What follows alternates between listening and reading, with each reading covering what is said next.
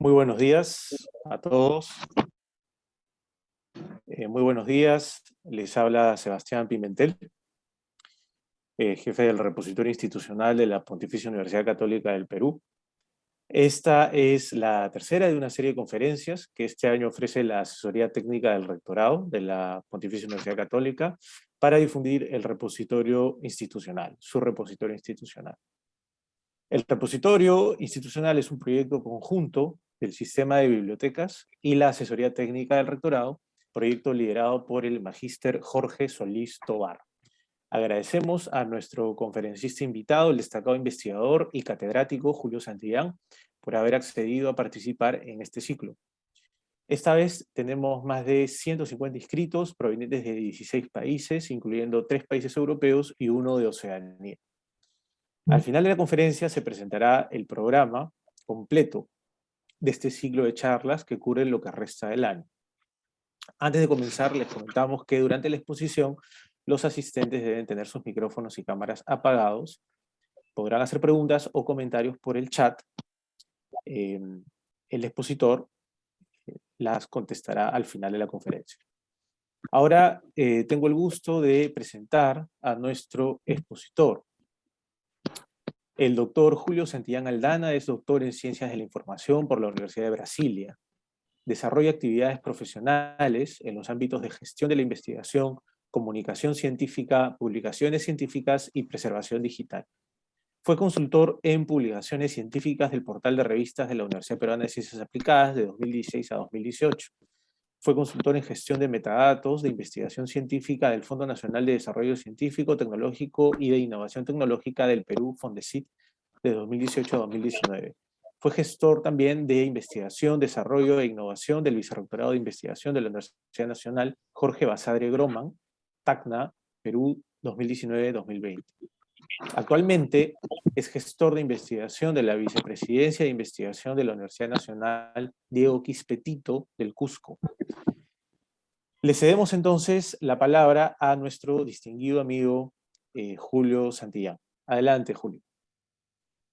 Ok, muchas gracias, Sebastián. Muy buenos días con todos. En verdad, un placer el tener la satisfacción de participar de este espacio y, sobre todo, más aún, la satisfacción de que esta actividad y este momento se realiza en plena Semana Internacional del Acceso Abierto.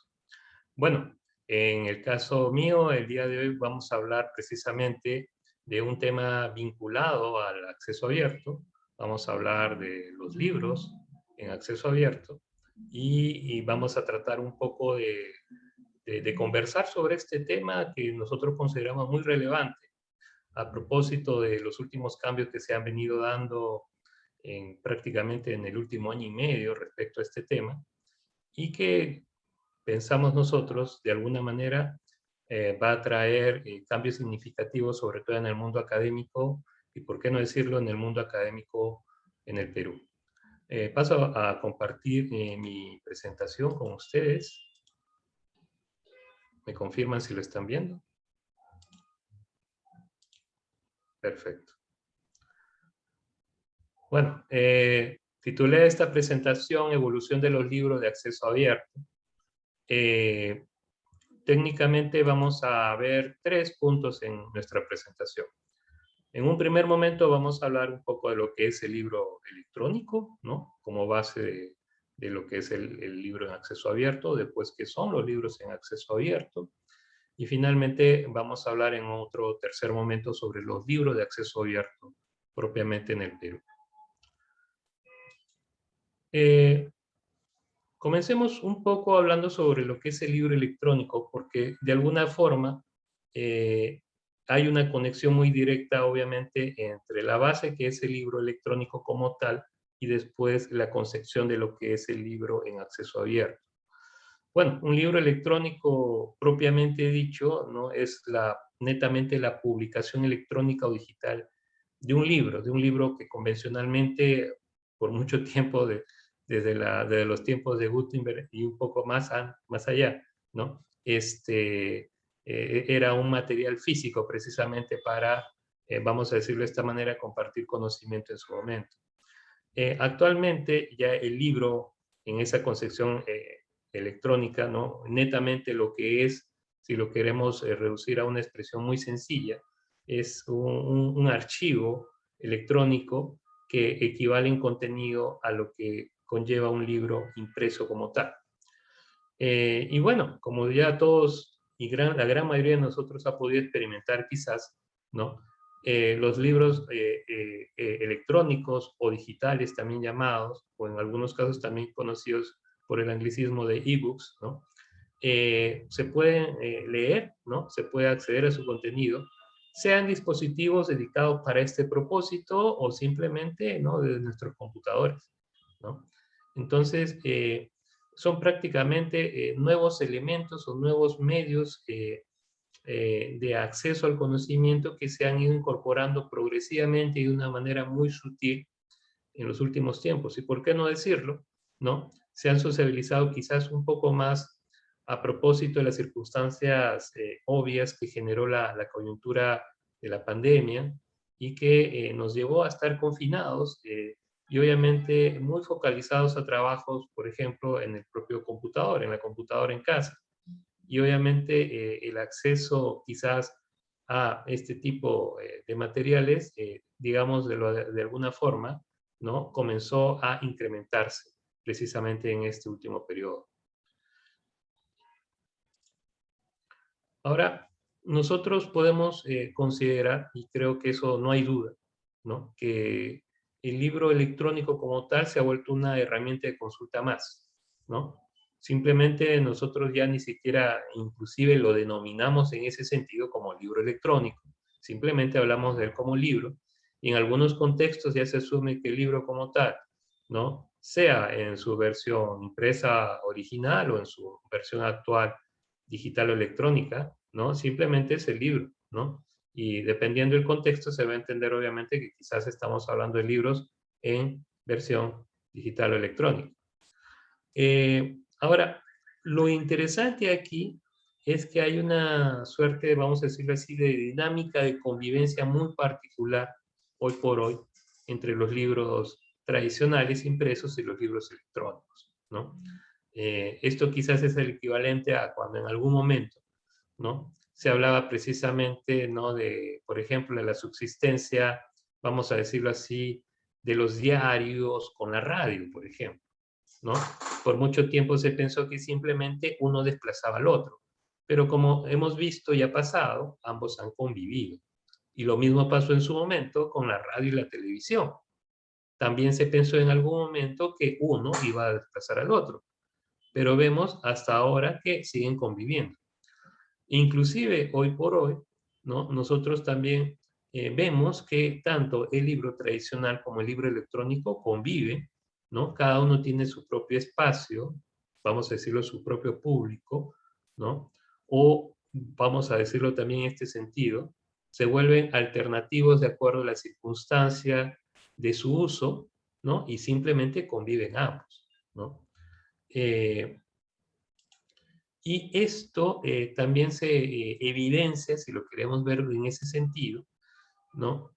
De que de alguna manera, ¿no? Esa relación así muy estrecha, muy íntima que tienen obviamente ambas versiones, ¿no? De este tipo de medio, ¿no? Adopta uno cosas del otro, ¿no? Entonces nosotros vamos a ver, por ejemplo, ¿no? De que de alguna forma el libro electrónico como tal aún, ¿no? Presenta elementos propios de su versión en física, ¿no? Y también en la versión, en viceversa, ¿no? También la versión tradicional, en algunos casos también va a presentar, ¿no? Algunas consideraciones de su versión digital o electrónica. Ahora, lo que sí quizás genera controversia es respecto a su uso como tal, ¿no? Si ustedes se han puesto a pensar un poco, de alguna manera, cuando nosotros tenemos objetos físicos, es de alguna forma más sencilla, ¿no? O tenemos al menos los parámetros establecidos para determinar su uso, compra, préstamo, alquiler inclusive, ¿no? En el caso del libro electrónico, esto, digamos que está en constante cambio, ¿no? Nosotros vemos ya que hay servicios, por ejemplo, en distintas instituciones, sean las universidades o en bibliotecas especializadas, inclusive la propia Biblioteca Nacional, ¿no? Que nos va a facilitar acceso a libros en versión digital o electrónica, ¿no? Pero tienen sistemas de préstamo determinado para ese tipo, ¿no? de medio. Pero esto también a veces linda y de alguna forma ustedes van a percibir, ¿no? Que también no deja todavía muy claro algunos parámetros con respecto al tema de la parte legal en cuanto al derecho propio de uso de este tipo de material, ¿no? Eh, pero una cosa que quizás sí está muy presente en todos nosotros es que definitivamente en los últimos tiempos, y reitero, me refiero a los últimos semestres, ¿no? Eh, definitivamente sí se ha sentido la presencia del incremento, ¿no? Del libro electrónico como tal en nuestros entornos.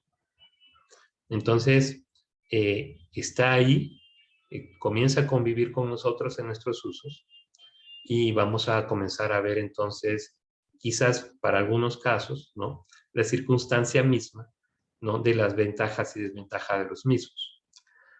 Si nosotros un poco tratamos de ver ventajas y desventajas, vamos a encontrar varias. Estoy compartiendo con ustedes un cuadro y voy a mencionar apenas algunas ventajas y desventajas características, ¿no? En el caso, por ejemplo, de la ventaja, y estamos hablando de la ventaja del libro electrónico propiamente dicho, ¿no? Una ventaja, por ejemplo, es que se puede producir y distribuir de manera súper rápida, ¿no? Inclusive nosotros hablamos hoy por hoy de que la gran limitante del libro en versión impresa es precisamente la capacidad de alcance que tiene, ¿no?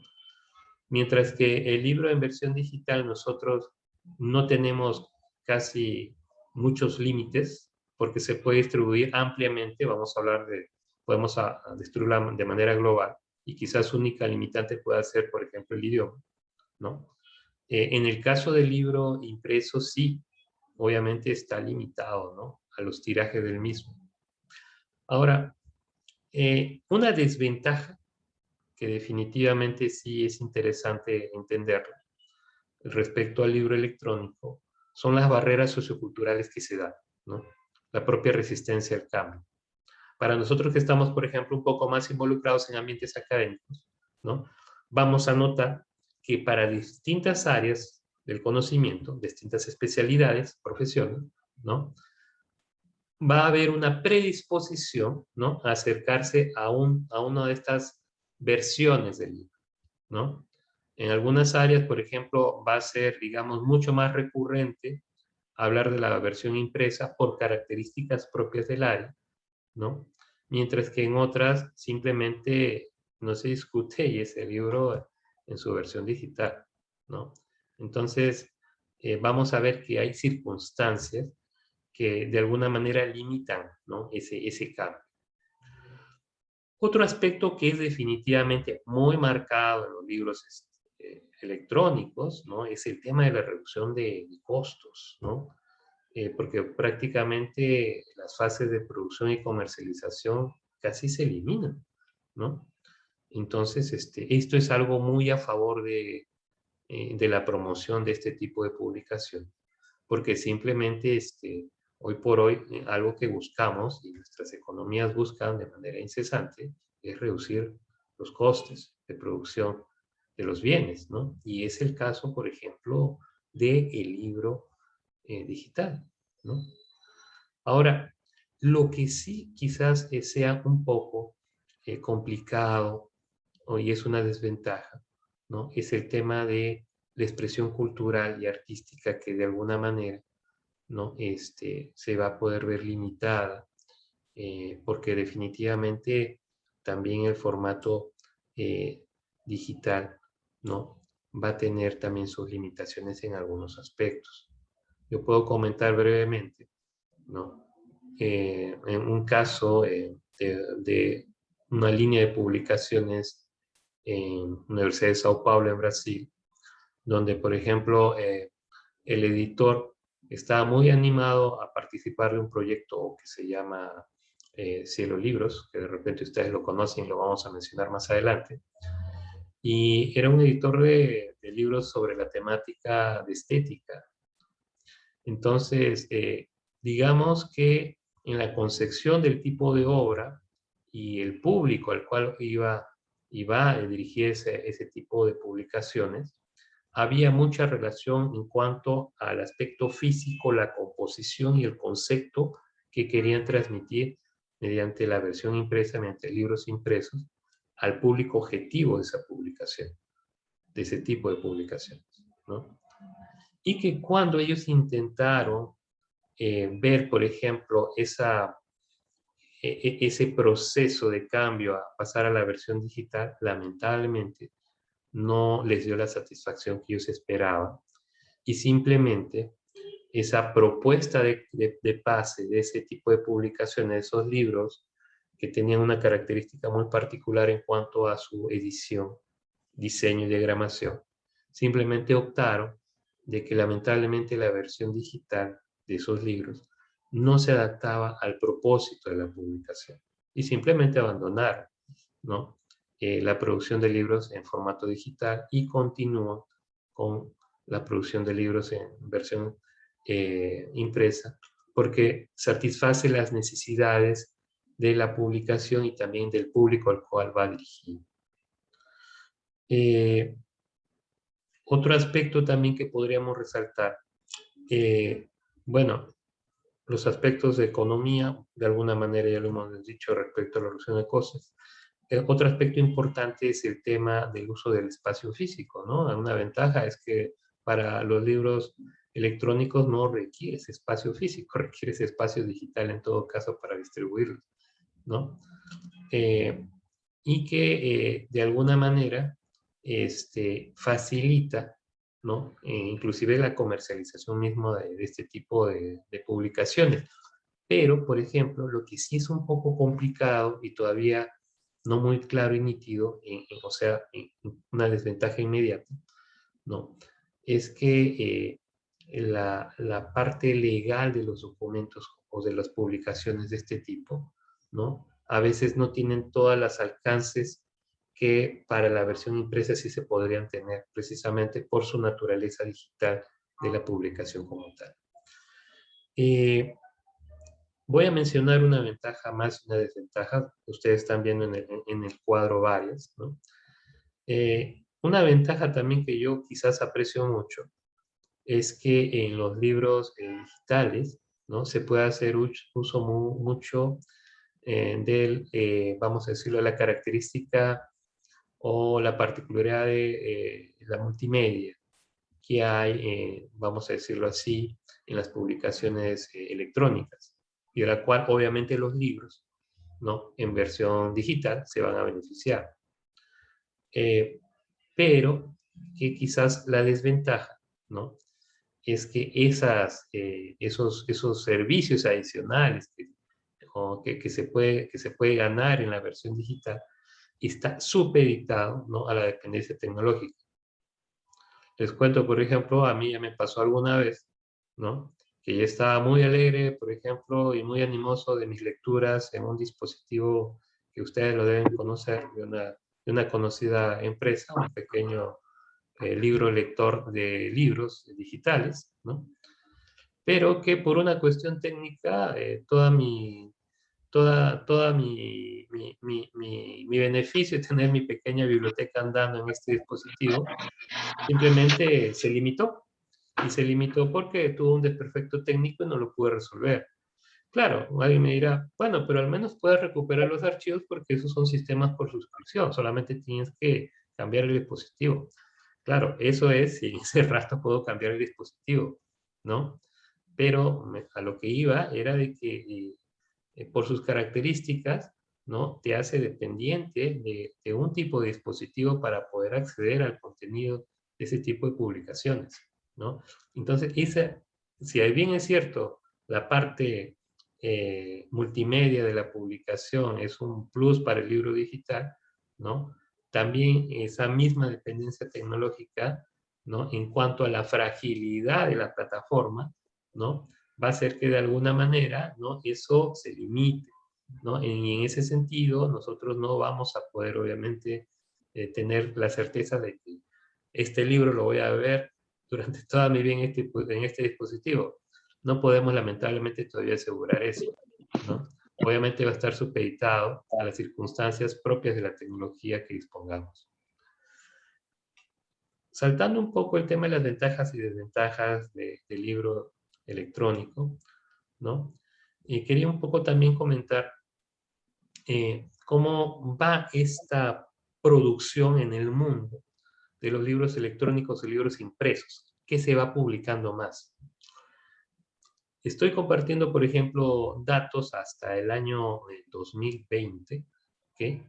En cuanto a la producción, a los principales productores de libros impresos y electrónicos en el mundo, ¿no? Y, por ejemplo, ustedes pueden ver en la gráfica, ¿no? Que uno de los países que lidera concretamente la producción de este tipo de publicaciones, valga la redundancia, ¿no? Es China, por ejemplo, seguido de los Estados Unidos, ¿no? Y si ustedes ven precisamente en la gráfica, ¿no? Se van a dar cuenta de que la marca que está en azul se refiere a los libros en versión digital y la sombra que se ve al fondo, ¿no? Delineada, es la producción en libros impresos. O sea, todavía no se equipara la producción de libros electrónicos con la producción de libros impresos. Entonces, este es un aspecto interesante, ¿no? ¿Estamos consumiendo en el mundo todavía libros impresos? Sí. ¿Hay demanda? Sí hay demanda. Pero esa demanda ahora también se está compartiendo, ¿no? Con los libros electrónicos, ¿no? Como mencioné al inicio, ya se está dando esa convivencia. Y acá hay una cosa que me gustaría invitarlos a los presentes a reflexionar. En algún momento recuerdo, conversando con mis colegas bibliotecólogos, bibliotecarios, ¿no? Hablábamos del beneficio precisamente, ¿no? De que al tener dispositivos de lectura de libros electrónicos, ¿no? Simplemente convierte más ligero la circunstancia de tener acceso a todas aquellas publicaciones que queremos, ¿no? Yo veo mucho con mucha atención y particularidad cuando, por ejemplo, tenemos este tipo de espacios y, por ejemplo, los distintos expositores tratan, por ejemplo, si lo tienen o no, de, por ejemplo, tener un fondo, ¿no? Con publicaciones. Quizás yo, por lo que he estado más acostumbrado a estar cerca del entorno de los estantes y los libros de las bibliotecas, ¿no? Me era más particular y nuevo, quizás simplemente atomizar todo eso y minimizarlo, tenerlo en una apariencia más pequeña, ¿no? En un dispositivo de lectura de libros electrónicos.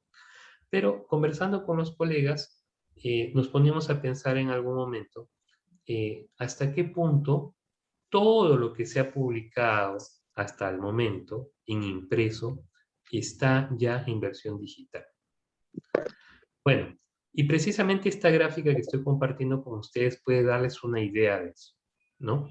Esta es una gráfica, les cuento el contexto, de un proyecto que se llama Open Libraries, que es un proyecto parte de ese proyecto grande que se llama Internet Archive, ¿no? Archivo de Internet, ¿no? Que ustedes quizás lo recuerdan porque es un proyecto ya con bastante tiempo, ¿no? Que de alguna manera trata de llevar un registro de la evolución de los principales sitios web en el mundo, como si fuese un archivo digital. Este mismo proyecto tiene un proyecto paralelo, Open Libraries, que lo que está haciendo es digitalizar, ¿no? Aquellos libros que de alguna manera, por su condición y tiempo, ya están liberados de, obviamente, los derechos autorales que limitaban, obviamente, ¿no? su reproducción, ¿no? Entonces, ellos tienen como punto de referencia el año 1923. Entonces, ellos están digitalizando libros entre 1800 y 1923. Muchos de ustedes quizás conozcan un proyecto paralelo, solamente para, si es que este no les es familiar, del proyecto paralelo que tiene Google, que se llama Google Books, que muchos lo deben haber visto. Bueno, Open Libraries es un proyecto muy similar. La diferencia quizás más marcada es que Open Libraries sí te ofrece estos libros en versión digital, ¿no? De manera libre, completa y de libre acceso. Al margen que también ellos también consideran algunos parámetros para la preservación en el tiempo de estas publicaciones, ¿no? Y lo que quería que notasen era de que el tiempo en el cual ellos están trazando su trabajo es hasta el año 1923. Si ustedes se fijan, a partir del año 1923 hacia adelante, obviamente ellos no tienen intervenciones. Y si se percatan, precisamente son tiempos en los cuales ha habido tanta producción o casi igual, ¿no? Que en los 2 siglos anteriores, ¿no? Si ustedes ven lo producido entre 1800 hasta 1923, de acuerdo a este proyecto, ¿no? Ustedes van a ver que hay una cantidad significativa, ¿no? de libros, ¿no? Pero si ustedes ven que del año 1923 hacia adelante, ¿no? La cantidad de libros registrados que existen, estadísticamente hablando, es casi equiparable. Toda esa cantidad de libros, desde el año 1923 para, vamos a ponerlo ahí como referencia, hasta el año 2010, por ejemplo, ¿no? En gran mayoría aún no están digitalizados. Dicho de otra manera, hay una gran parte del conocimiento humano que aún está en impreso. Dicho de otra forma, al cual solamente ustedes van a poder acceder por la vía física de las bibliotecas tradicionales, en muchos casos las bibliotecas académicas y, por qué no decirlo, las bibliotecas universitarias. Entonces, el que a veces tengamos quizás la ligereza de decir que prácticamente todo está en Internet es netamente eso, una ligereza, porque aún un gran bloque del conocimiento humano persiste en libros, en publicaciones impresas. Entonces, ojo con ese punto, porque vamos a ver que en el tiempo, y eso lo vamos a comentar más para los casos locales, ¿no? Va a ser importante ir pensando, ¿no? En planes de preservación precisamente de ese conocimiento que en muchos casos tenemos en nuestras instituciones.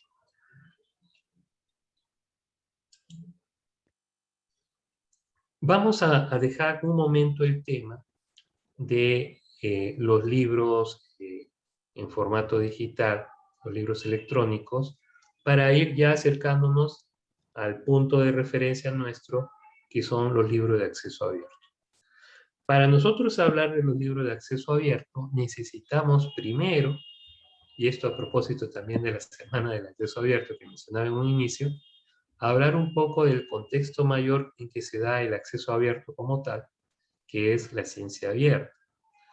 La ciencia abierta, vamos a decirlo de una manera, es un movimiento o es un nodo que agrupa muchos movimientos, ¿no?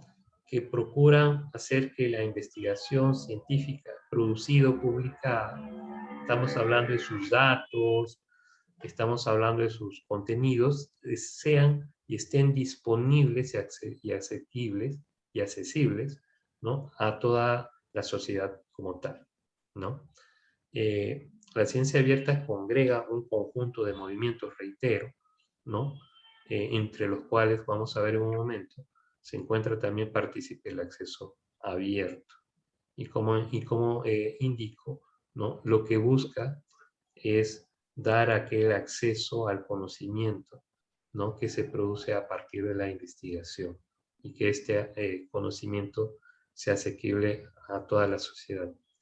Este alcance, por ejemplo, lo recojo a propósito del proyecto Foster, un proyecto que se desarrolló hasta hace un par de años en la Unión Europea y que trabajó precisamente aquel manual del cual ven la tapa acá en la presentación y que precisamente comparte estos alcances. Existe Otros alcances respecto a lo que es ciencia abierta, reitero, para un poco entender el contexto de lo que es el acceso abierto y finalmente los libros de acceso abierto, en el cual, por ejemplo, se plantea que la ciencia abierta es un movimiento que representa una filosofía, una política y una práctica de cómo hacer ciencia. En ese sentido, ¿no? Va a involucrar obviamente el acceso a las publicaciones que obviamente transmiten el resultado de estudios, ¿no? O de trabajos realizados en los grupos de investigación por la comunidad científica. Que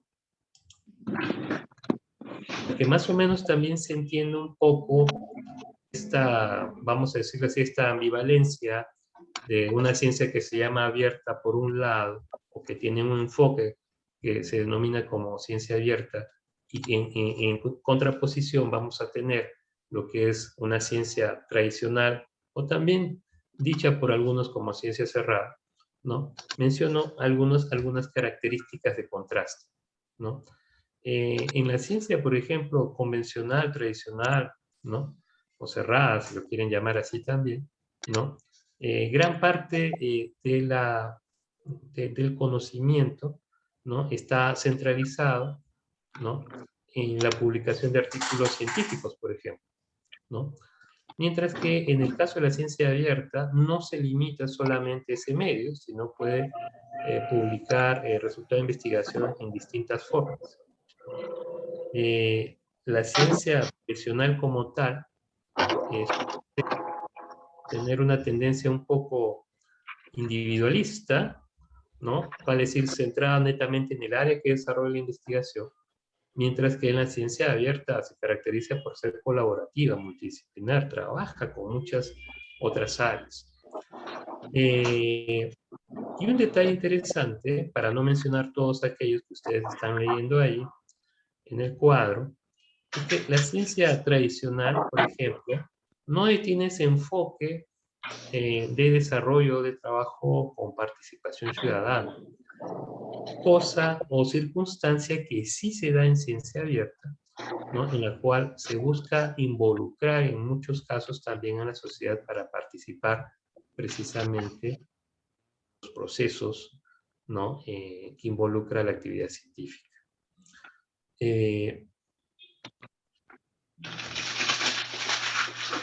Nosotros vemos un poco el abanico de circunstancias que se dan y de movimientos concretamente que se dan en torno a la ciencia abierta. Vamos a distinguir precisamente, ¿no? De que uno de los principales, ¿no? Es el acceso abierto, ¿no? Que ustedes lo ven que siempre se representa por la figura de ese candado abierto, ¿no? Un candado abierto que hace alusión a que simplemente se está liberando el acceso, ¿no? A esa información. Parte al igual que el acceso abierto, ¿no? Son otros elementos o movimientos que de alguna manera van a dar soporte y van a movilizar de alguna forma, ¿no? Muchos de los enfoques y alcances que se dan a partir de ciencia abierta. Entonces, ya entrando un poco a las definiciones de lo que es acceso abierto, para después vincularlo al tema de los libros, ¿no? Tenemos que el acceso abierto va a significar, de acuerdo a los esquemas de definiciones ya adoptados hoy por hoy, el acceso en línea, ¿no? Sin costo alguno para cualquier usuario, sin obstáculos técnicos, a las publicaciones resultantes de investigación, como son, por ejemplo, los artículos, los libros o las revistas, ¿no? Entonces, presten atención a ese punto porque siempre que estamos hablando del contexto del acceso abierto, estamos hablando de publicaciones indirectamente en formato digital, porque estamos hablando de todas aquellas que son asequibles mediante el acceso en línea, ¿no? Y es que si se percatan, ¿no? El movimiento de ciencia abierta y propiamente el de acceso abierto, el movimiento de acceso abierto como tal, ¿no? Se apoya precisamente en el fenómeno Internet, ¿no? Para, de alguna manera, hacerse viable Esto simplemente que estamos compartiendo hoy con ustedes no es viable si simplemente no existiera la tecnología de compartir información de manera remota tal cual como lo venimos haciendo hoy por hoy en el año 2021. O sea, el acceso abierto se soporta y se apoya definitivamente, ¿no? En toda, vamos a decirlo así, la plataforma o infraestructura, o vamos a decirlo así también, en términos mayores, en todo el ecosistema de información que hoy por hoy se cuenta, ¿no? Para comunicar ciencia. Entonces, el acceso abierto parte de eso, ¿ya? Y la idea es bastante sencilla en acceso abierto, ¿no? La idea es que, haciendo uso de Internet, cualquier persona, ¿no? Pueda leer, descargar, copiar, distribuir, imprimir, buscar, o usar obras, ¿no? Con cualquier propósito, sin, sin tener ninguna barrera financiera, legal o técnica, ¿no? La idea es que las personas tengan acceso, ¿no? Y una particularidad quizás que ustedes también la deben haber escuchado, es que esto se enfoca de sobremanera, ¿no? Al acceso abierto a aquello que es financiado con fondos públicos. Por ejemplo, toda investigación financiada con fondos públicos, vale decir, con dinero de todos, ¿no? Se busca hoy por hoy, como parte de una política internacional en cuanto a comunicación científica, que todos tengan acceso a ello. ¿Por qué?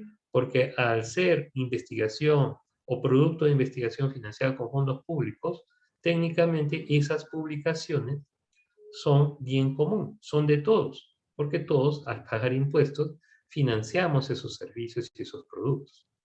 Entonces, este es un punto interesante, porque si nosotros queremos vincular eso con otros temas, como acceso democrático, ¿no? A cierto tipo de conocimiento, el acceso abierto definitivamente es un buen punto de referencia para esos temas, ¿no? Entonces, en base a eso y sobre eso, se contempla y se trabaja la concepción de acceso abierto. Y ustedes se preguntarán, pero ¿basta solo con eso?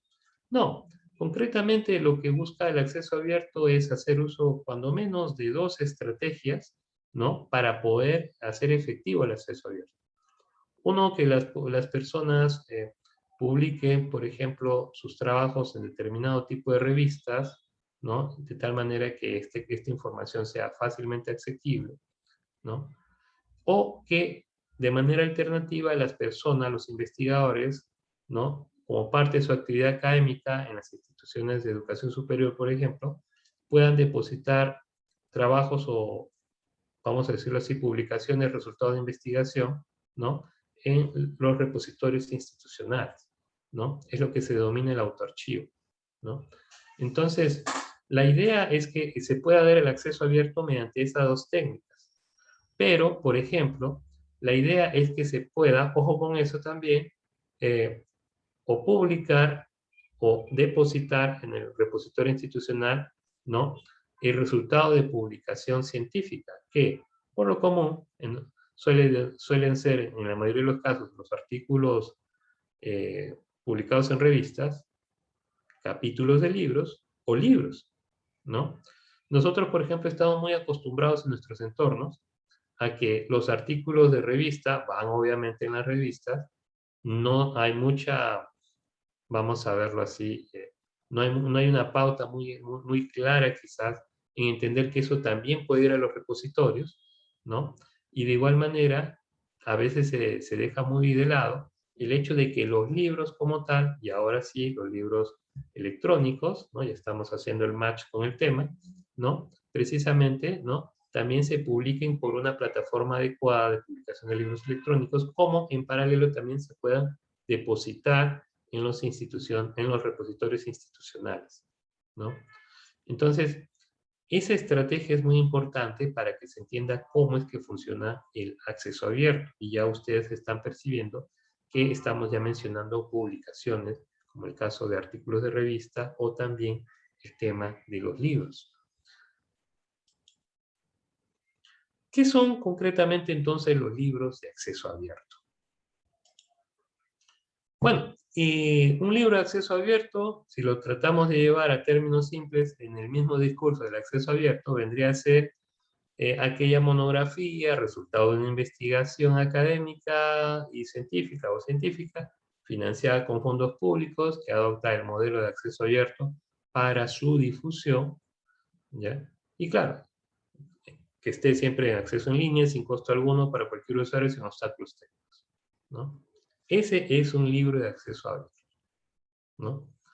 O sea, ¿es electrónico? Sí, por su naturaleza, todo lo que está en el contexto de ciencia abierta y acceso abierto siempre va a ser en formato digital. O sea, en este caso, el libro electrónico obviamente ya es parte de, ya cumple en cierta forma parte de los requisitos para considerarse en el espectro del acceso abierto, ¿no? Entonces, lo que vamos a ver entonces, ¿no? Que el libro en acceso abierto va a cumplir con ese requisito. Alguien me dirá, pero si por ejemplo tengo, no sé, libros en USB, ¿también se pueden considerar como parte de acceso abierto? Habría que ver las circunstancias, por ejemplo, en las cuales esos libros o publicaciones son distribuidos. La idea es que esto esté siempre a disposición sin ninguna limitación técnica, ¿no? Entonces, ojo con los términos. Y es bien interesante el tema de los libros en acceso abierto, porque nosotros vamos a ver de que como publicación académica tiene ciertas características que de alguna manera, vamos a decirlo así, son muy favorables para la comunicación científica como tal. Por ejemplo, ahorita les estoy compartiendo una infografía, ¿no? De una editorial académica científica muy importante como es Springer, ¿no? En la cual ellos, por ejemplo, siendo una editorial tradicional en cuanto a publicaciones científicas, ¿no? Han entrado también al rubro de la publicación de libros, en este caso en acceso abierto, ¿no? Entonces, por ejemplo, ellos mencionan en esta infografía, ¿no? Que los libros en acceso abierto reciben 50% más citaciones que un libro que no es de acceso abierto promedio, ¿no? De un libro convencional. O sea, 50% más citaciones. O sea, vale decir que los libros son en acceso abierto son más consultados y obviamente son más comentados y son más mencionados por otros investigadores. Reciben citaciones. Hasta el momento de la medición que hicieron esta infografía, ¿no? Mencionaban que los libros de acceso abierto también permiten o promueven hasta 7 veces más descargas, ¿no? Que un libro que no es de acceso abierto, ¿no? Claro, porque obviamente lo único que vas a poder descargar son otros libros electrónicos, ¿no? Entonces hay libros electrónicos que no son de acceso abierto, ¿no? En el caso de los que son de acceso abierto, se descarga más que aquellos otros electrónicos que no son de acceso abierto, ¿no? Y definitivamente los libros en acceso abierto tienen más menciones en el entorno de las redes, ¿no? Respecto a aquellos libros que, vamos a decirlo así, no son de acceso abierto como tal, ¿no? Ojo con esos puntos también. Aquí precisamente, y obviamente para efectos de esta presentación uno ha tenido que documentarse apropiadamente en cuanto a lo más reciente sobre el tema, descubríamos que aquellas 7 veces más descarga que mencionaba, por ejemplo, este editorial Springer para su libro de acceso abierto, ya en el último año ya no es 7, sino hay 10, hablamos de 10, que o sea que ellos reciben 10 veces más descarga de archivos o de libros en acceso abierto que de aquellos que no lo son, o sea, otros libros electrónicos. Y aquí es importante notar que la evolución de los libros de acceso abierto ha permitido también, ¿no? Que se vayan generando ya iniciativas muy importantes a nivel internacional y regional también, y de promoción de este tipo de publicación. Yo, por ejemplo, estoy compartiendo en pantalla, ¿no? Lo que es el DOA. El DOA es el Directorio de Libros de Acceso Abierto, ¿no? Para quienes un poco están contextualizados con los temas de ciencia abierta, acceso abierto, recordarán que para el caso de las revistas hay un espacio similar que se llama DOA, Pues bien, igual como se creó para el caso de las revistas, también se creó un directorio similar para el caso de los libros. Y es un directorio muy interesante, porque tiene, al margen de tener muchas publicaciones, ¿no? Vamos a decirlo así, nos permite tener una idea del grado de desarrollo de estas iniciativas. Voy a compartir para quienes no tengan, digamos, este acceso a, o no hayan visto esta herramienta, ¿no? Simplemente lo ubican como DOAP, acá en B, ¿no? Y bueno, simplemente es cuestión de colocarle, estoy compartiendo el enlace.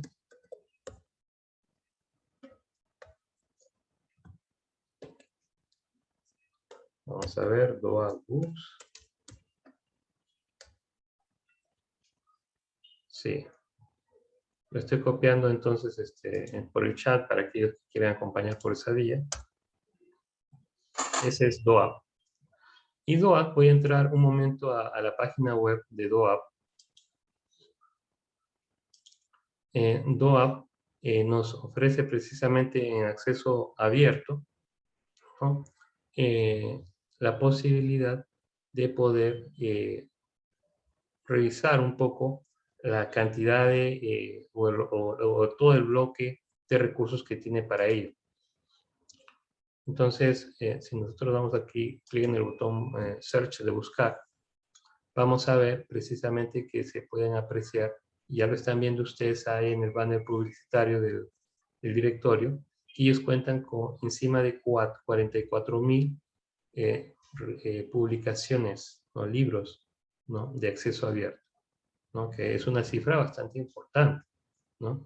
Ustedes se preguntarán, ¿pero tiene tantos libros como dice? Sí, claro, el detalle es que no todos los libros obviamente son de todas las áreas y tampoco están dirigidos a todos los idiomas, ¿no? Yo, por ejemplo, les voy a mostrar a ustedes, ¿no?, un poco la estadística que hemos podido ver en las últimas horas de DOAP, ¿no? Ustedes van a ver que DOAP, el directorio de revistas de libros de acceso abierto, perdón, ¿no?, congrega cuando menos más del 50% son libros de acceso abierto de idioma inglés, y después siguen otras alternativas como el español, el portugués y el francés, ¿no?, que nos van a permitir también acceder, ¿no?, a las obras que se han depositado en DOAP, precisamente para difundirlas.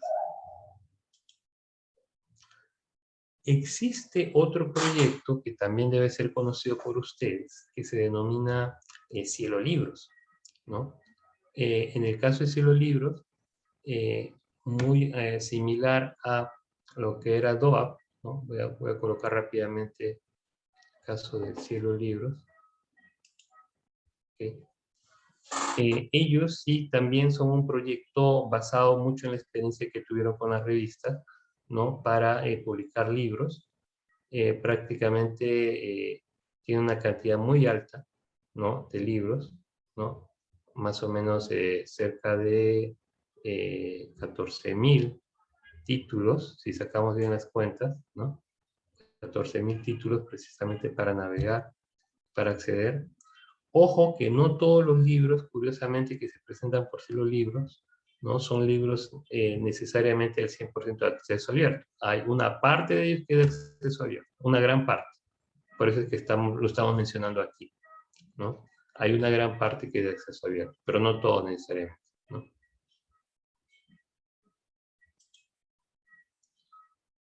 Regreso a la presentación antes de ir al otro punto. Ahora bien, los retos que se pueden presentar para los libros de acceso abierto son variados, ¿no?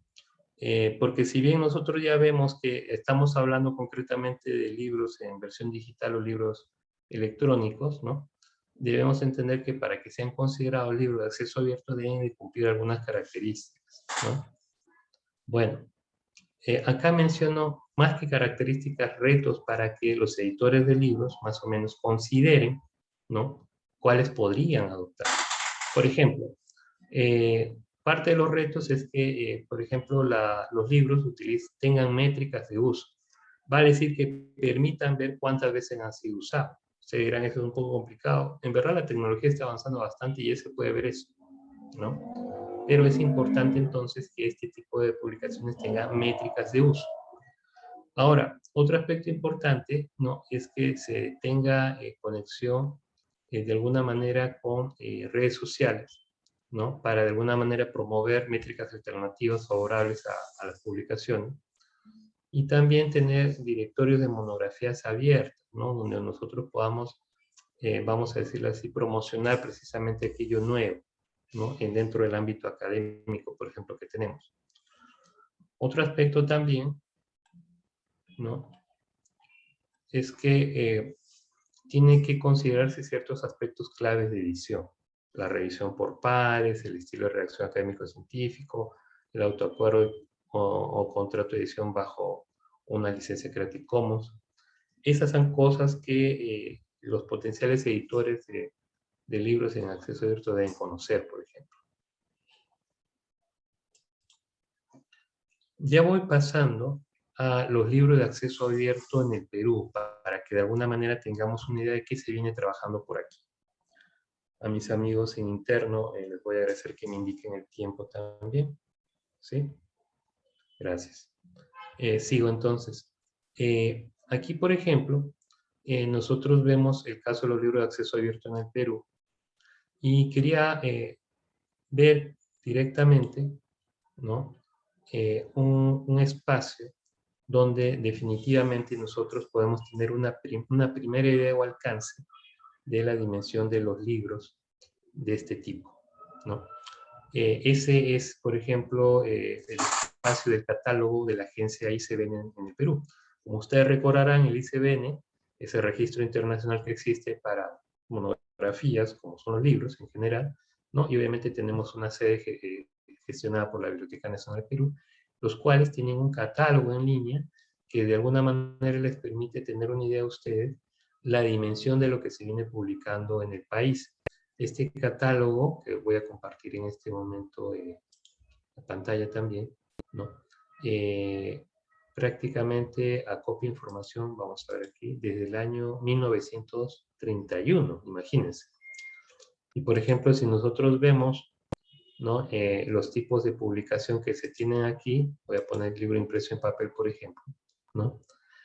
Me dice el sistema del ICBN en Perú de que tienen cuando menos registrados más de 102.000 títulos, ¿ok? Más de 102.000 títulos. Ahora, si nosotros queremos ver cuántos de esos títulos están en formato electrónico, vamos a entrar aquí otra vez.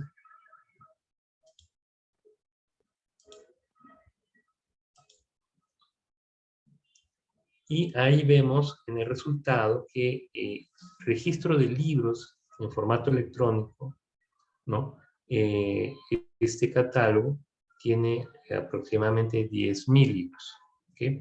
Entonces, si ustedes se percatan, prácticamente el 10% de lo registrado en este sistema, ¿no?, precisamente de control de publicaciones, ¿no?, el 10% de esas publicaciones peruanas son libros, al menos en versión electrónica, ¿ok?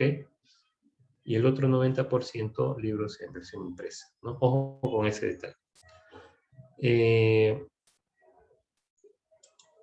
Regreso nuevamente por mi presentación. Ahora, si nosotros nos ponemos un poco a ver los datos de esa base, ¿no? Yo, por ejemplo, llegué a recopilar información entre el año 2016 y 2020 en la base de datos de la agencia ICBN Perú, ¿no? Y pude comprobar, por ejemplo, ¿no?, que del grueso de editores o editoriales de los últimos 5 años, ¿no?, prevalece de sobremanera las editoriales universitarias, ¿no? Y esto no debería ser de extrañarnos a muchos. ¿Cómo así las editoriales universitarias están, digamos, bien posicionadas en este tipo de registros? Es muy simple, ¿no? De alguna forma, ¿no?, en la región, en América Latina, ¿no? Gran parte de la producción académica y científica proviene de un ente público en particular. ¿Ustedes adivinan qué ente público es?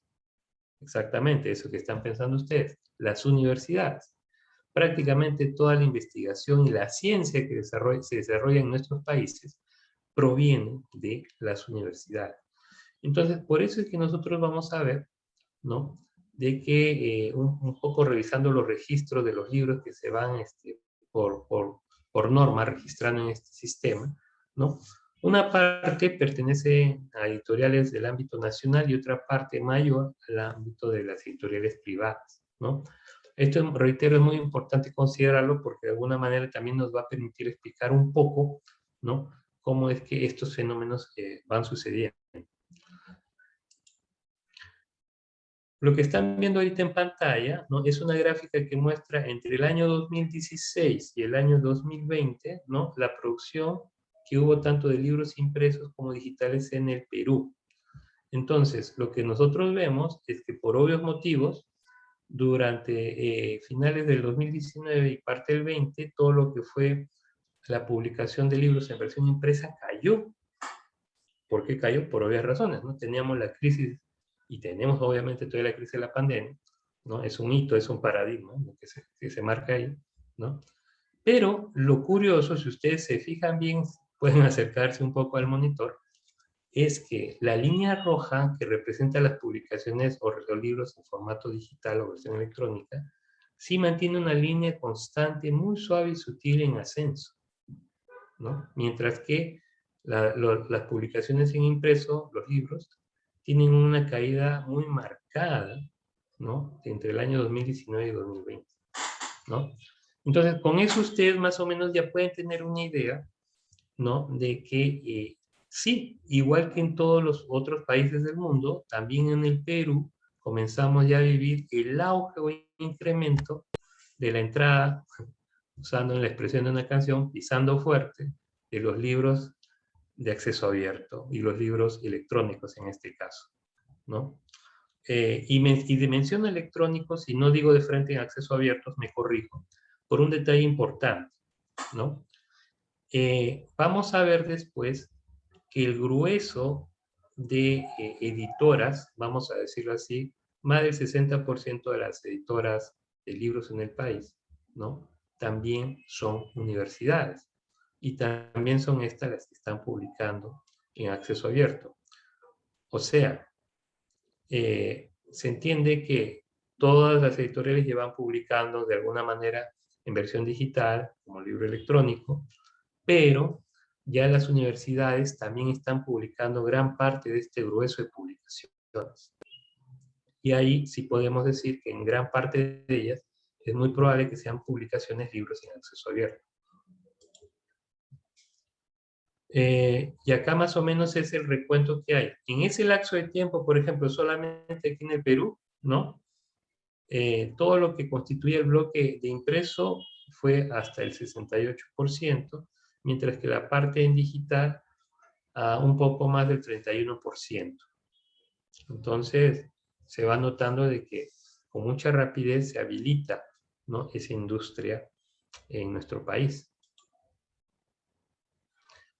Y ya nos toca, como ya cerrando un poco esta primera parte de mi intervención, ¿no? Un poco los casos y las principales editoras que vamos identificando que publican en acceso abierto en el Perú. La primera editorial que traigo a usted para compartir, ¿no? Es la editorial de la Universidad Peruana de Ciencias Aplicadas, la UPC, que tiene precisamente un sitio web solo y exclusivamente dedicado a publicaciones en acceso abierto, ¿no? Ojo que también aquí hay que entender bien claro las dinámicas. No todas las universidades en nuestro país tienen la misma dinámica de publicación. E inclusive, en no todas las universidades, la editorial publica los libros. A veces puede ser otra área, otra dependencia, ¿no? Y no necesariamente áreas como el repositorio, la propia biblioteca, ¿no? O inclusive también, no sé, otros espacios en el ámbito académico, no necesariamente ellos son los que gestionan siempre las publicaciones en versión digital y por ende las publicaciones en acceso abierto, ¿no? Lo ideal sería que en la mayoría de los casos sí pase eso, pero no pasa en todos los casos, ¿no? Estoy mencionando a esta editorial, ¿no? Voy a compartir rápidamente su sitio web, lo pueden ver, lo estoy copiando ahí también en el chat para aquellos que quieran acompañar, ¿no? Ok, ya lo copié por el chat.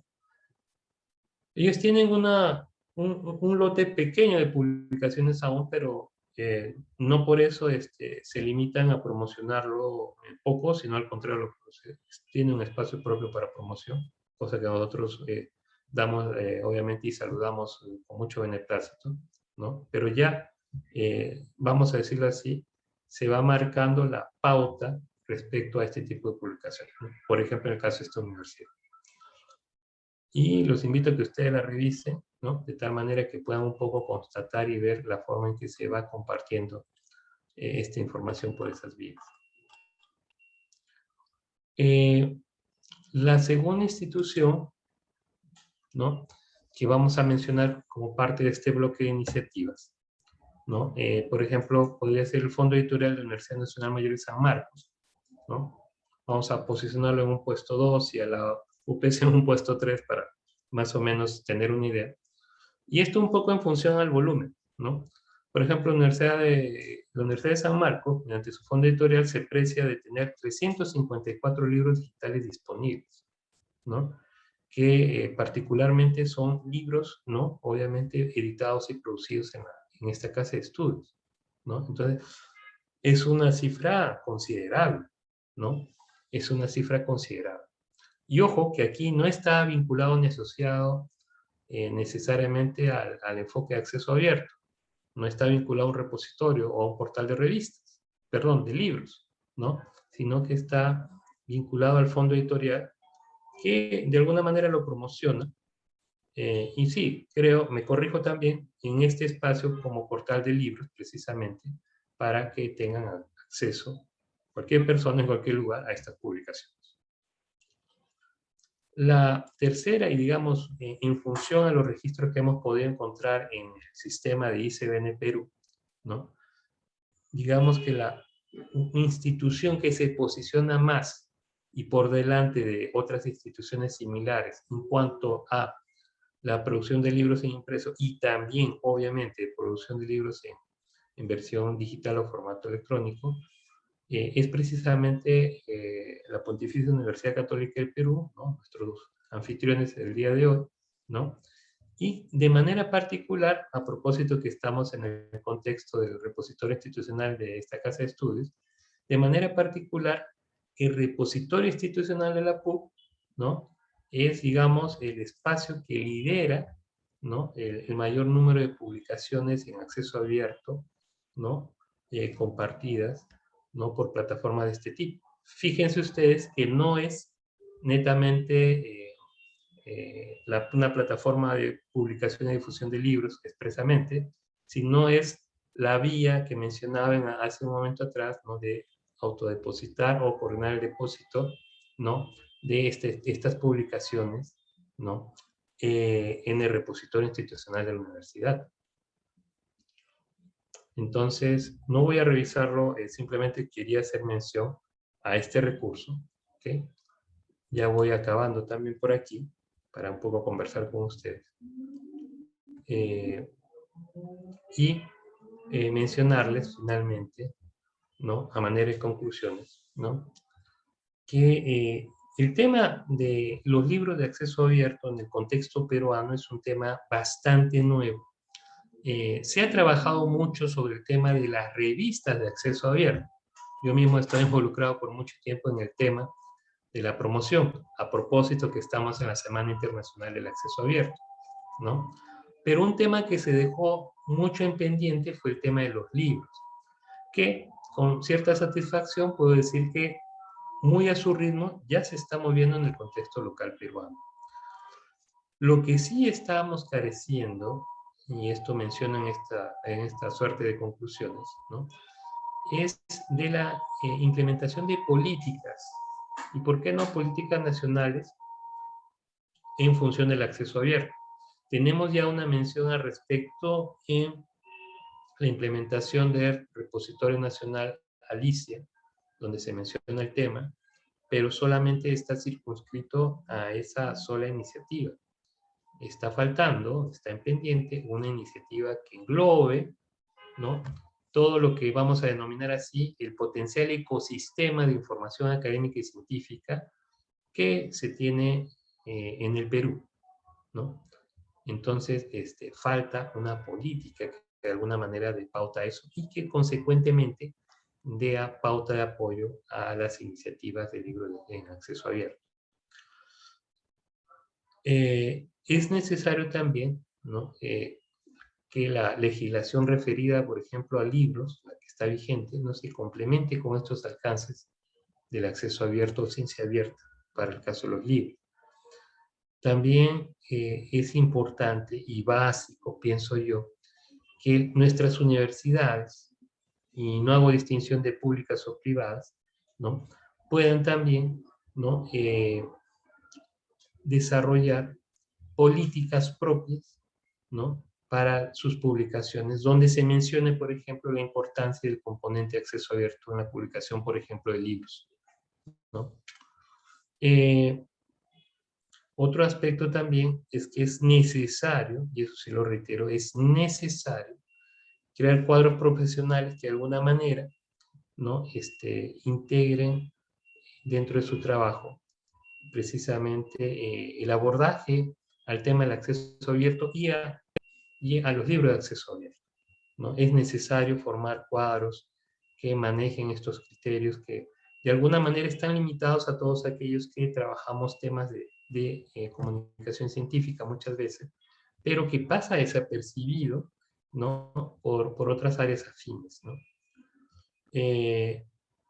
Finalmente, es necesario, considero, desde mi punto de vista, ¿no?, que se creen plataformas, ¿no?, para la gestión electrónica de libros, ¿no?, que de alguna manera propicien la producción de los mismos, ¿no?, y que de alguna forma también termine por democratizar, por usar una palabra, digamos,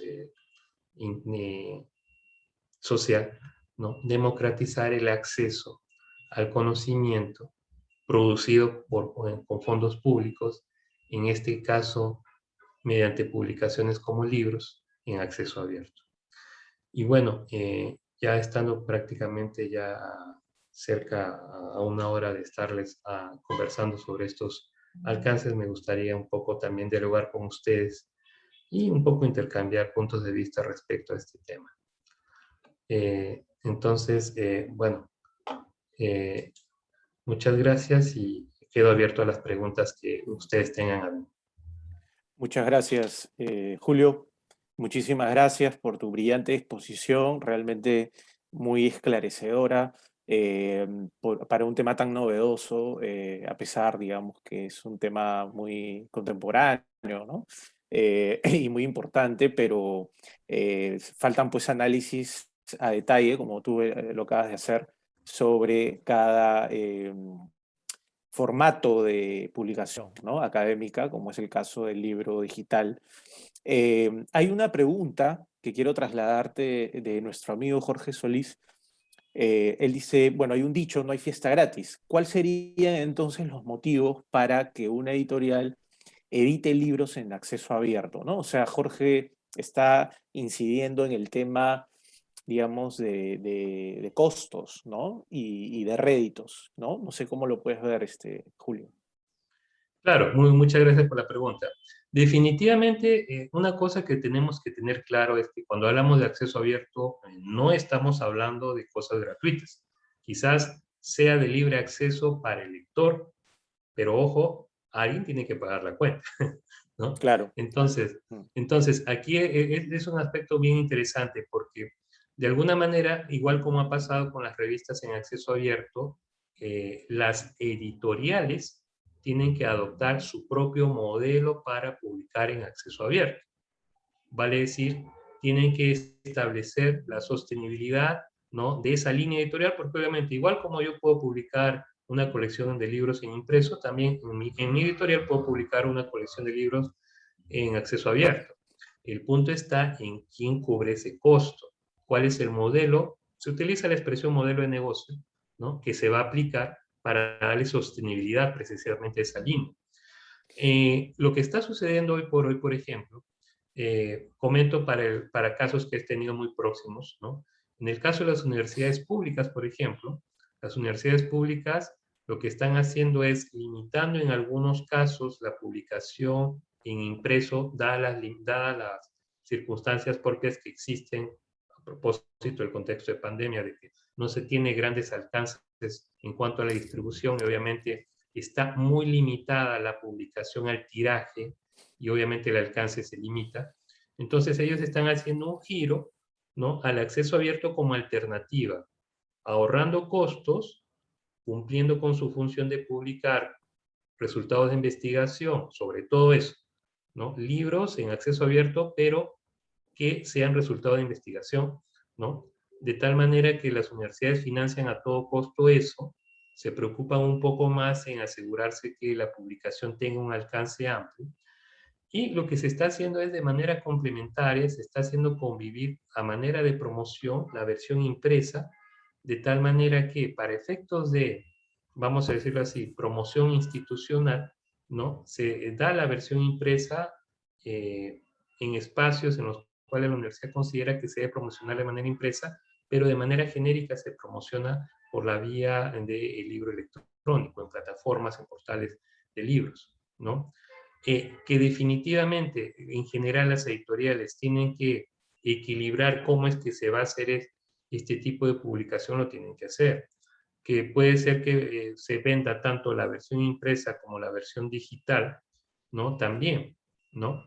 Pero definitivamente esto está invitando, ¿no?, a que las editoriales reinventen su negocio, ¿no? Y lo digo en general, no solamente por las editoriales universitarias, ¿no?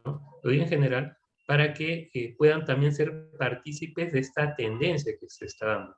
Como ustedes vieron en el cuadro, en el caso peruano, ¿no? Increíblemente durante la pandemia, mientras por obvias razones caía, ¿no?, la publicación de libros impresos, la de libros electrónicos se mantenía sutilmente en alza, ¿no? Y esto se va a mantener, o sea, es parte ya de una nueva realidad, ¿no?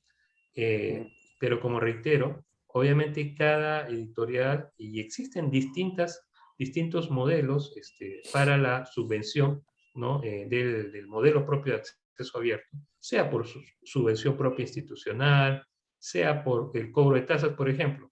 Un caso muy común, les cuento, ¿no?, es que algunas editoriales trasladan el costo de producción del libro al autor. Si es el resultado de una investigación, el autor obviamente no es que él directamente pague, sino que como parte de su proyecto de investigación, si está financiado, parte del costo, como es para efecto de difusión, lo va a pagar el proyecto, ¿no? Entonces, si lo vemos de esa manera, quienes fomentaron la investigación asumen el costo de producción que es pagado, de tal manera que el costo de la publicación como tal es cubierto y se mantiene obviamente el libre acceso hacia el público, ¿no? Ese es un modelo, por ejemplo, ¿no? Existen otros modelos hechos por subvención. Por ejemplo, en el contexto local, vemos que ya varios pequeños fondos editoriales que se están creando, sobre todo en las universidades nacionales, están apelando al uso de los fondos del canon, por ejemplo. Porque como ustedes saben, los fondos del canon son precisamente útiles o factibles de ser usados para publicar resultados de investigación, que en este caso pueden ser revistas, artículos, libros, ¿no?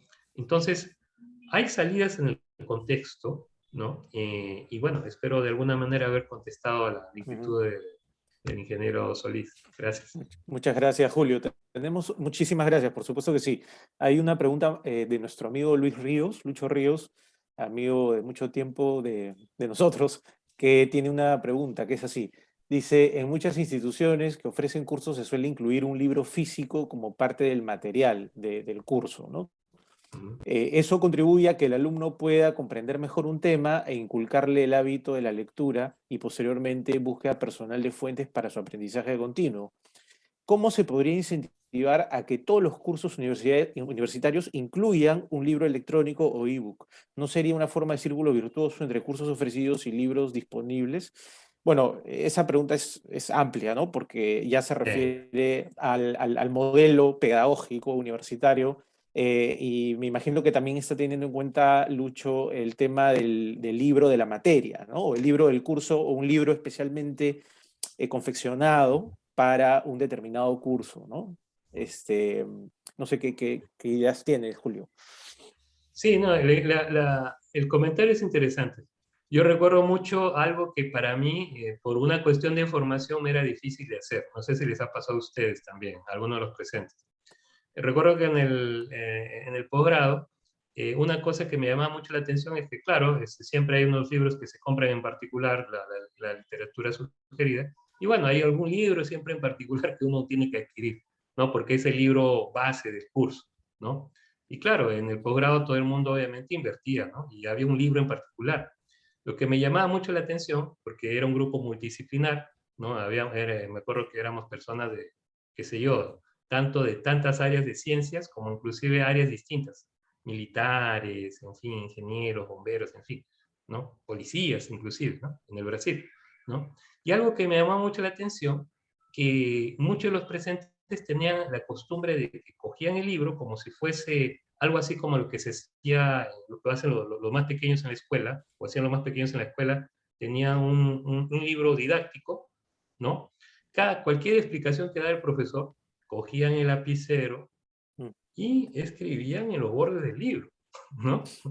Yo me quedaba horrorizado porque por mi formación, obviamente, como que tengo limitado eso de garabatear los libros, ¿no? Pero me parecía muy interesante porque, por ejemplo, yo veía a muchos compañeros y en algún momento me animé, sobre todo al que tenía el libro más anotado, que me contase cuán práctico era eso. Y él me contaba que sí, pues porque precisamente él ponía marcas, anotaba en el libro, resaltaba, rayaba el libro, ¿no? De tal manera que le hacía recordar los momentos exactos en que había intervenciones y que él mismo tenía cruce de ideas que a veces en ese rápido, en el fluir de la clase no se podían dar, ¿no? La pregunta es, ¿eso es didáctico? Sí es didáctico, es útil, claro. Son otras formas de trabajar con el libro, ¿no? Y estoy hablando del libro físico. Por eso hago la analogía con el caso de los estudiantes en educación primaria, por ejemplo, ¿no? Pero lo que trato un poco de llevar eso es cómo se haría esto también con la versión digital. Lo ideal sería que en los modelos educativos actuales, porque definitivamente esto de la virtualidad no nos lo quita nadie, o sea, vamos a tener que convivir con eso, ¿no? ¿En qué medida también se va a dar pase a eso? O inclusive en qué medida se van a prestar los libros en formato digital, porque ya se hacen por varias plataformas, ¿no? Sin ir muy lejos, la Biblioteca Nacional del Perú, tú te inscribes y de manera gratuita puedes prestarte libros digitales, ¿no? Claro, ¿en qué medida se te dejan hacer notas en el libro, ¿no? Mm. Pienso yo que va a ser viable, son cosas nuevas que vamos a ver. Una cosa que sí yo quiero dejar en claro para todos, y es algo que he aprendido del posgrado, porque trabajamos ese tema, es que nosotros estamos en un tiempo en que lo que es comunicación científica, y incluye obviamente estos temas de los libros en acceso abierto y otro tipo de publicaciones, todo está en constante cambio. Por ese motivo es que también muchos que abordamos este tipo de temas, estamos obligados a, antes de cualquier intervención de este tipo, mínimo documentarse un poquito de lo que salió en el último mes, porque está cambiando mucho, ¿no? Para mí definitivamente no cabe duda de que, como mencionas, ¿no? Sebastián, vamos a tener que acompañarnos en muchos cursos con libros digitales. Para mí mi gran inquietud es si es que me van a permitir anotar en los libros, porque me gustó mucho esa forma complementaria, ¿no? Más allá de tomar notas en un cuaderno, ¿no? Es muy interesante ver cuando hay lecturas y demás, ¿no? Sobre todo porque otra cosa que también es básico entender, que el hábito de la lectura se debería incentivar, pero obviamente tomando en cuenta, ¿no? El contexto y también las herramientas que ahora tenemos, ¿no? Definitivamente, ¿no? El libro electrónico te da pie, por ejemplo, a llegar a otras variantes como el audiolibro. Para mí me es mucho más cómodo a veces poner un libro electrónico en modo audio y acompañarlo mientras estoy haciendo otra actividad. Lo puedo volver a repasar, ¿no? como muchos también sabemos que el hecho de escuchar y el hecho de escribir refuerza el aprendizaje, Ujú. ¿no? Lo menciono Así ahora que me es. he olvidado de cómo hacer mi firma, por ejemplo. Así es, Julio. Muchas gracias. Yo tenía una pregunta, Julio, eh, que, bueno, voy a tratar de resumirla porque de repente es un poco amplia, eh, que tiene que ver con el contraste entre el formato de libro, eh, desde el punto de vista académico también estoy hablando, ¿no? El formato libro y el formato de artículo académico, ¿no? O el famoso, como se dice en la jerga actual, paper, ¿no?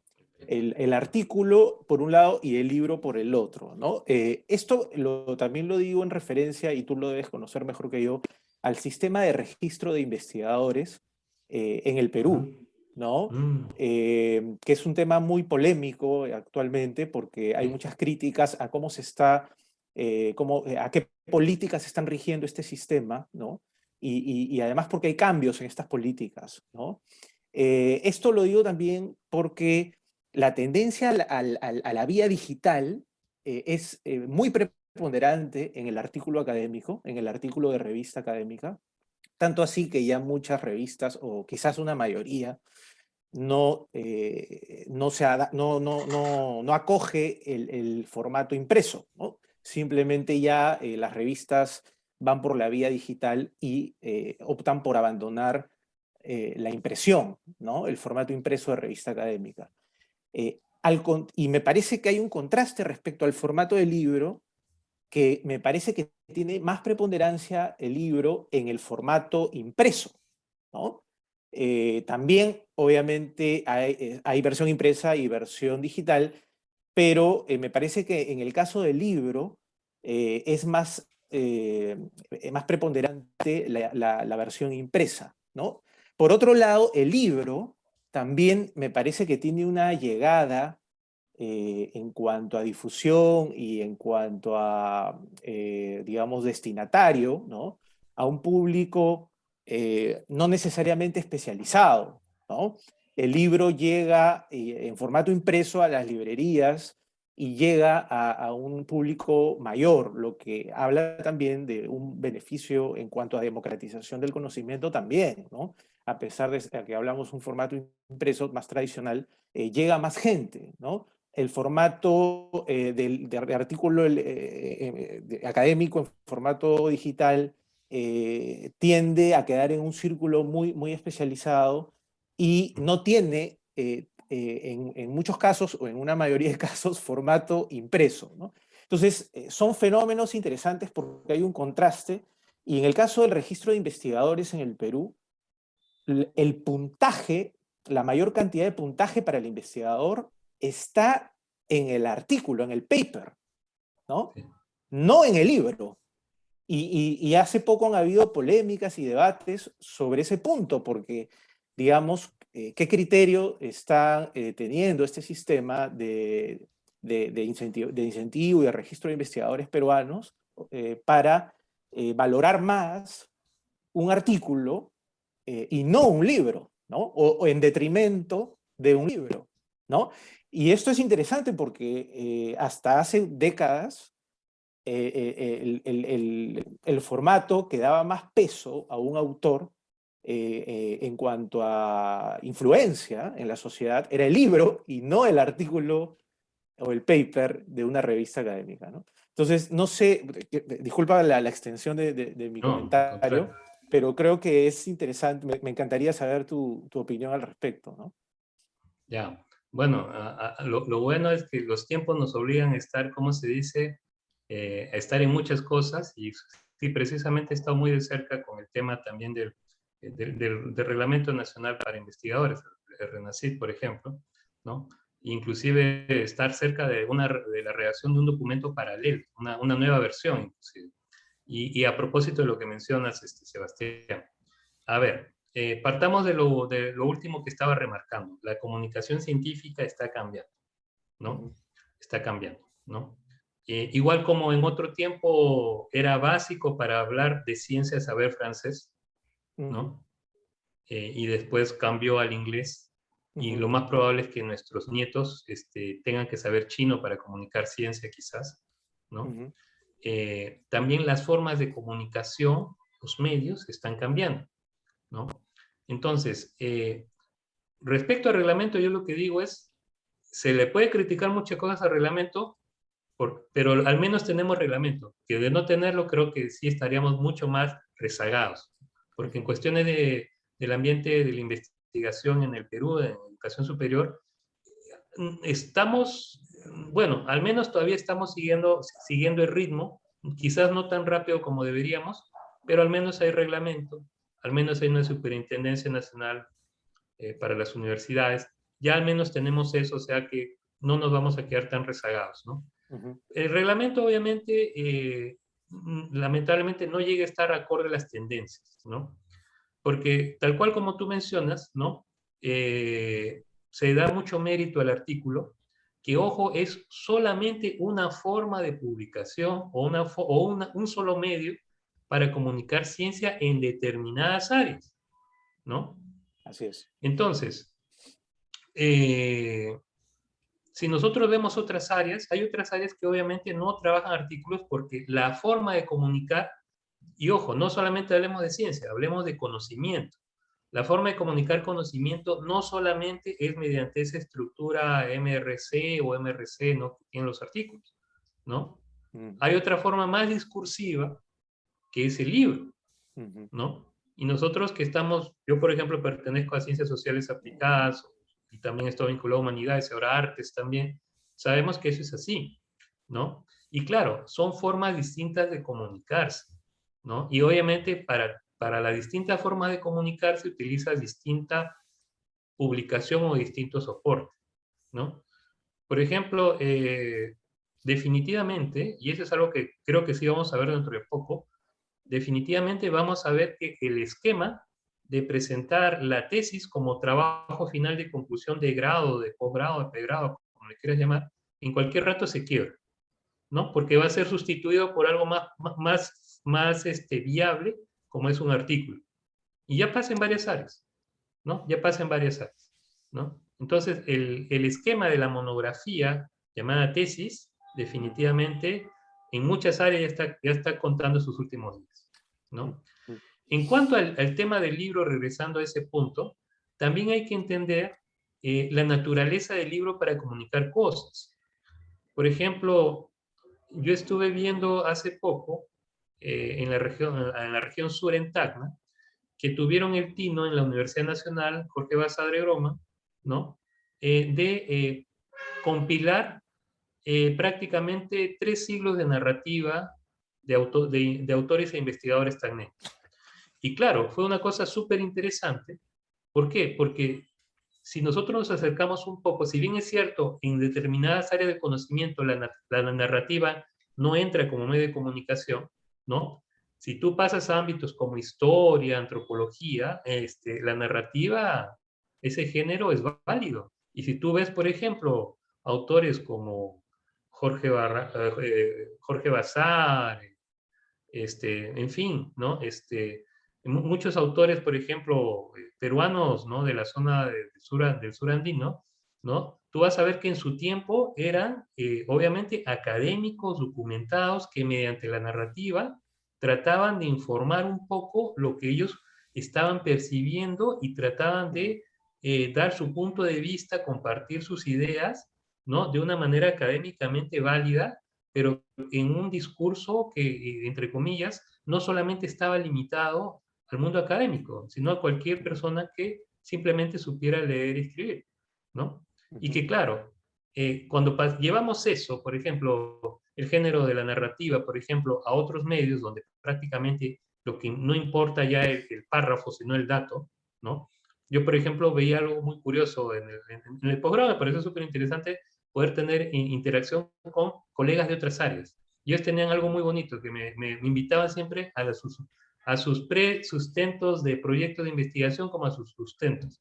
He visto de la gente de física, de música, de danza, de química, de biología, de matemáticas, de ingeniería, de derecho, de literatura, y todos eran muy distintos y de todos había que aprender. Me llamó mucho la atención el caso de los amigos de física. Ellos, por ejemplo, yo les contaba, ¿no? Que para mí de ciencias sociales era bien raro, pues, ver que los amigos del ámbito de la física publicaban artículos en demasía. Y yo le decía a este amigo mexicano, ¿cuántos él, por ejemplo, había publicado en el último año? Ah, pues yo he publicado casi 98. Oye, ¿y de dónde sacas tiempo para publicar 98? Ah, pues es que son pequeñitos, me dicen. Pero 98, ¿en qué tiempo si yo te veo ocupado todo el rato estudiando? Y él me aproximó una publicación que curiosamente tenía impresa, ¿no? Y me dice, mira, acá hay 4 artículos míos y me enseñó 2 páginas. ¿Y qué era? Que lo que pasa es que, por ejemplo, para crear fórmulas en el ámbito de física, por ejemplo, se juntan muchos investigadores de varios lugares y el aporte que hace cada uno para crear la fórmula, pequeños párrafos, ya lo hacen participar de un artículo, que por cierto son pequeñitos, ¿no? Entonces, ellos tienen esa facilidad porque por las características de su área pueden en esas intervenciones ya hacer aportes y para ellos son artículos y es válido en su área, ¿no? Mientras que en mi área los discursos son más largos. Hablamos de artículos de 20, 18 páginas y demás. En el ámbito de las artes, mi amiga que era artista plástica, ella trabajó una monografía, un libro para explicar su proyecto de intervención que ella estaba haciendo. Y caso curioso, porque ella hacía una intervención corporal, porque era con video y fotografías, y ella hizo un libro prácticamente, y con eso sustentó su doctorado, ¿no? Entonces, lo que estamos viendo es, por ejemplo, regresando al tema de Renacir, es que, claro, ellos están intentando de alguna manera, en su perspectiva más inmediata, ¿no? Tratar de captar aquello más inmediato que pueda ser considerado y puntuado, porque lo que se trata de ver aquí es un poco de ver la producción en general. Pero lo que está faltando y es afinar eso, porque hay más variantes, obviamente, de producción académica y científica, y no solamente hablemos de ciencia, porque nosotros debemos entender que no solamente producimos ciencia que se reproduce, sino finalmente lo que estamos buscando es conocimiento que quede. Así es. Y en el caso de las ciencias sociales y las humanidades, en realidad hay una afinidad más con el formato del libro, en muchos casos, ¿no? Más que el artículo, ¿no? Y lo penoso es que no se valora el libro o no se sabe cómo medir, como tú dices, ¿no? O sea, falta afinar ese aspecto del sistema, ¿no? Poder valorar y medir también el libro, ¿no? Pues sí, Y definitivamente. claro. Bueno, Julio, no sé si nosotros ya nos acercamos ha sido una respuesta bastante larga y de hecho tenemos muchos temas más para conversar, pero ya estamos con el tiempo, me están avisando acá también. Así que, bueno, quiero agradecerte muchísimo. Nos ha quedado corto el tiempo para hablar porque es un tema muy rico, con muchas ramificaciones, ¿no? Exacto. Y muy cambiante, ¿no? Como hemos visto. Yo quiero entonces agradecerte en nombre de la universidad y quiero darle paso antes de las palabras de cierre a Jorge para que nos comente un poco lo que viene respecto a las próximas charlas. Bueno, yo, Julio, también que sumo a las felicitaciones. He estado viendo el chat y hay muchos comentarios muy favorables a la interesante que ha sido tu exposición, como son todas las que organiza la asesoría técnica del rectorado. Entonces, te damos las gracias por tu valiosa contribución y aprovecho para agradecer al público su interés en estas charlas y les anuncio las 2 próximas charlas. El noviembre 16, el doctor Juan Ocio Acuña nos va a hablar de la obra de Fray Martín de Murúa en el repositorio institucional de la PUC. Fray Martín de Murúa está asociado en un inicio con Guamán Poma de Ayala. Después se pelearon, pero hay muchos nexos y es muy interesante ver la obra de este mercedario. El doctor Ocio ha dedicado mucha parte de su vida a esta investigación y les aseguro que va a ser un tema muy interesante. Y finalmente vamos a cerrar el ciclo el 30 de noviembre con los libros del Fondo Editorial en el repositorio institucional de la PUC. Ya Julio ha hablado de que en el repositorio institucional tenemos pues 700 libros en acceso abierto. Y vamos a seguir incrementando eso, aparte de otros documentos que tenemos. Pero el magíster Raúl Cifuentes nos va a hablar de la importancia de estos libros en nuestro repositorio institucional. Espero que este sea el último ciclo que lo hacemos virtual. Espero que el próximo año, Dios mediante, ya podemos hacer charlas por lo menos semipresenciales y tener que el expositor tenga el calor del público, que es más difícil de percibir cuando hacemos charlas virtuales. Sin más, te cedo, Julio, la palabra para unas últimas reflexiones y dar por cerrado el tema. Adelante, Julio. Sí, muchas gracias, Jorge. Sí, algo solamente para concluir, yo tenía por aquí, y justo les solicité a la licencia del caso para comentarles que mañana también vamos a estar compartiendo otros temas a propósito de la Semana del Acceso Abierto, ¿no? Sí, voy a ver si puedo compartir mi pantalla así rápidamente. Sí, es esto que precisamente el equipo del archivo de la universidad está organizando. Mañana, miércoles 27, estamos junto con otros colegas también peruanos, ¿no? Mañana vamos a hablar un poco del marco internacional para las políticas y prácticas de la ciencia abierta a propósito de la nueva declaración de la UNESCO, que está en estas próximas semanas, se está compartiendo una nueva declaración internacional a favor de la ciencia abierta, y también vamos a tener la participación de otros colegas que precisamente van a abordar temas como el repositorio Alicia, ¿no? La licencia Creative Commons en los libros de acceso abierto y inclusive una política de acceso abierto que se va a implementar en la Biblioteca Nacional del Perú. Entonces, también los esperamos mañana y bueno, muchas gracias a ustedes por esta oportunidad. En verdad, ha sido muy satisfactorio para mi persona. Gracias. Gracias a ti, Julio, y con esto damos por cerrado, agradeciendo nuevamente a los participantes por habernos escuchado y los invitamos para el 16 de noviembre. Gracias. Muchas gracias a todos. Muchas gracias, Julio. Gracias, Jorge. Gracias, un placer. Nos vemos en otra oportunidad. Ok, gracias.